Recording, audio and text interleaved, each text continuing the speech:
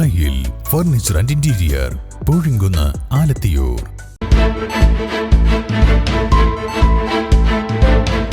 നമസ്കാരം, വെട്ടൻ ന്യൂസ് ക്യാപ്സൂളിലേക്ക് സ്വാഗതം.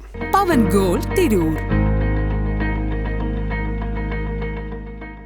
തിരുനാവായ റെയിൽവേ പരിസരത്ത് നിർത്തിയിട്ട ലോറി ആക്രമിക്കാൻ ശ്രമം. മുൻവശത്തെ ഗ്ലാസും സീറ്റുകളും അടക്കം തകർന്നു.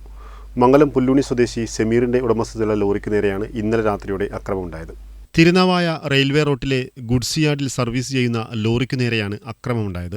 വൈകിട്ടോടെ നിർത്തിയിട്ട ലോറിക്ക് രാത്രി 12 മണിക്ക് ശേഷമാണ് ആക്രമമുണ്ടായതായി പറയുന്നത്. ഇത് ലോറി രാവിലെ തിരുനാവായ ഗുഡ്സ് ഷെഡിൽ വരുന്ന പണിക്കാരാണ് എന്നെ വിളിച്ച് വിവരം പറഞ്ഞത്. പിന്നെ വണ്ടിൻ്റെ മെയിൻ ഗ്ലാസ് അടിച്ച് പൊട്ടിച്ചിട്ടുണ്ട്. അതുകൊണ്ടൊന്ന് പെട്ടെന്ന് വന്ന് നോക്കി എന്ന് പറഞ്ഞിട്ടാണ് ഞാൻ വന്ന് നോക്കിയത്.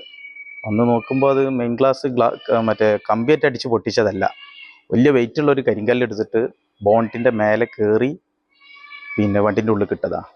അപ്പോൾ അത് അത്യാവശ്യം താക്കത്തുള്ളവർക്ക് അത് ചെയ്യാൻ പറ്റുള്ളൂ. അത്രയും വണ്ടികൾ അവിടെ വേറെയും വണ്ടികൾ നിൽക്കുന്നുണ്ട്. ആ വണ്ടിയൊന്നും ചെയ്തിട്ടില്ല, മറ്റുള്ള വണ്ടികൾക്കൊന്നും പരിക്കില്ല.